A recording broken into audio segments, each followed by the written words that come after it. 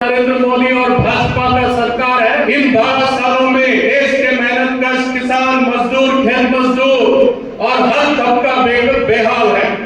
पिछले 12 सालों में सरकारी आंकड़े बताते हैं कम से कम 5 लाख हमारे किसान, खेत मजदूर और दिहाड़ी मजदूर इस संकट के चलते खुदकुशी करने में मजबूर हुए हैं। इसमें दिहाड़ी मजदूर का संख्या सबसे ज्यादा है। वो दिहाड़ी मजदूर किसान परिवार से, खेत मजदूर के परिवार से, बटालियन के परिवार से पलायन करके शहरों में रोजगार के तलाश में आते हैं। और क्या होता है, नोएडा, गुड़गांव, सूरत और अन्य जगहों पर किस तरीके से दिहाड़ी मजदूरों पर किस बर्बरता के साथ वहां हमला होता है। पूंजीवाद का जो हमला है हम सभी जानते हैं। पर हाल ही में हम देखे हैं कैसे ये जो मजदूर, दिहाड़ी मजदूर इन जगहों पर वो कहें कि गुलामी हम नहीं सहेंगे, हम गुलामी नहीं सहेंगे, हक के लिए लड़ेंगे। और वो हक के लिए लड़े, निडरता के साथ लड़े। उन साथियों को मैं सवाल करना चाहता हूं। साथियों, किसानों का भविष्य पर अंधकार छा रहा है।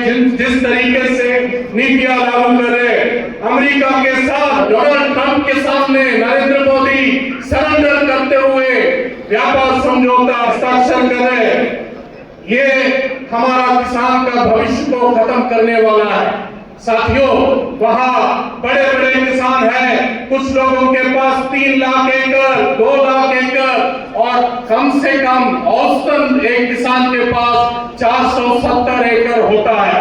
हमारे यहाँ 86% किसान जो है 5 एकड़ से कम वाले किसान हैं। वहां एक किसान को औसतन 22 लाख सब्सिडी मिलता है। हमारे किसान को डायरेक्ट और इनडायरेक्ट सब्सिडी मिला के मात्र 34,000 रुपया सब्सिडी मिलता है। उनके साथ हमारा तुलना होने वाला है। वहां से कपास, वहां से अलग अलग फसल, दलहन, तिलहन और फल जैसे सेब के किसान यहाँ बहुत बड़े संख्या में आए हैं। ये सभी संकट में आने वाले हैं। महाराष्ट्र, तेलंगाना और कर्नाटक के कपास के किसान खुदकुशी कर रहे हैं।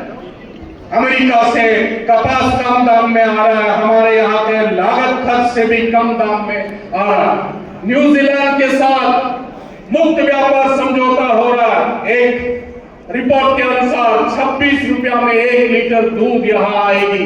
तो हमारे किसान क्या करेंगे?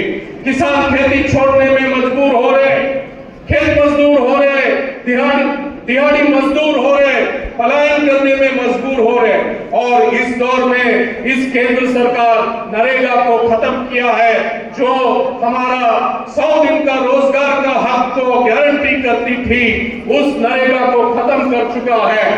और साथियों, इतना ही नहीं, 4 लेबर कोड ले आके मजदूर वर्ग का सभी हकों को खत्म किए। आज हम जब यहाँ बैठे हैं, जितना मजदूर वर्ग का संघर्ष है लेबर कोड के खिलाफ, वो जितना आपका संघर्ष है उतना ही इस देश के किसान, खेत मजदूर और नौजवान का संघर्ष है।